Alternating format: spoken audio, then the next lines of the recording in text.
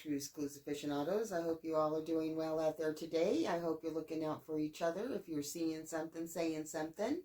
And today's story is painfully close in time and close in heart.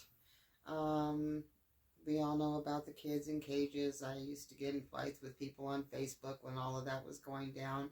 I don't believe any human being and damn near any animal needs to be held in a cage. But it is what it is. I know my little opinion isn't going to change what's happening in the world. But today in Mexico, there was a severe fire in a migrant facility in the city of, I want to say Juarez. Yeah, it was Juarez.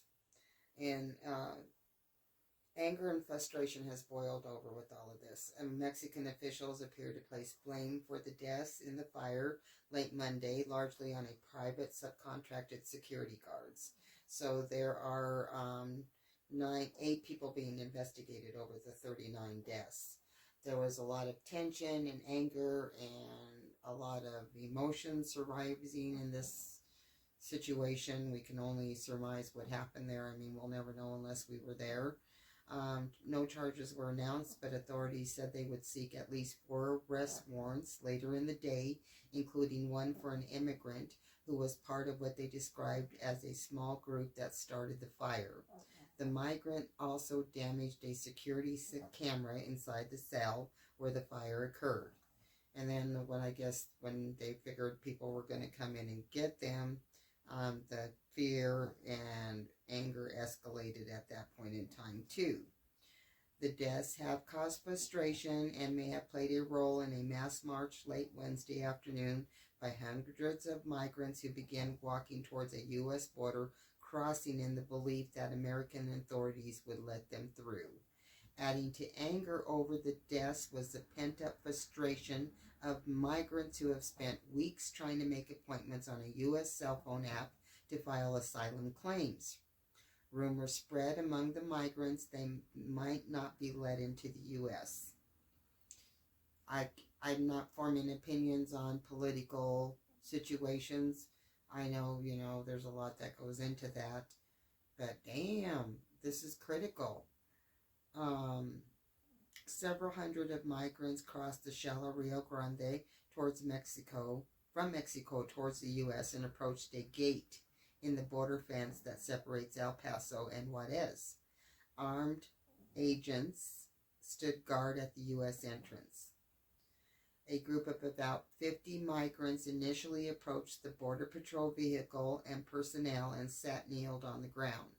About 25 of them were led in single file through the gate into the U.S.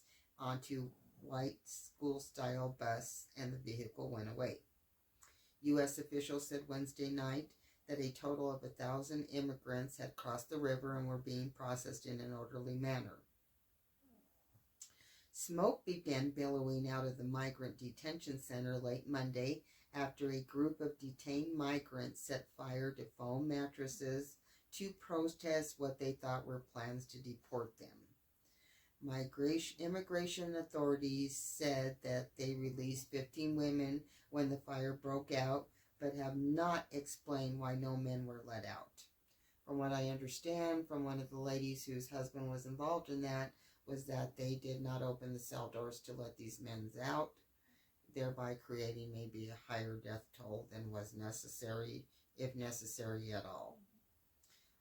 Pope Francis offered prayers for everybody. Leaked for surveillance video shows migrants reportedly fearing they were about to be moved, placing foam mattresses against the bars of their detention cell and setting them on fire.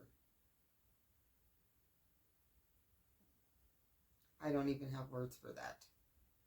I don't have words to explain, except for fear and anger makes people, I guess, do crazy stuff.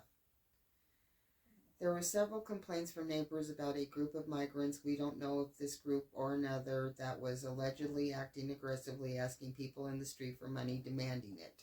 The high level of frustration in Juarez as already evident early this month when hundreds of mostly Venezuelan migrants tried to force their way across the international bridges of El Paso, acting on false rumors that the United States would allow them to enter. After that, Juarez Mayor Cruz Perez Guelad started campaigning to inform migrants that there was room in shelters and no need to beg in the streets. He urged residents not to give money to them and said authorities removed migrant intersections where it was dangerous to beg. Remove the migrants from intersections where it was dangerous for them to beg. Boy. It's a terrible tragedy that pains all of us, and we are all grieving, the law says. And they'll come down with the full weight of the law for those responsible, the people, for instance, that didn't open the doors for the migrants.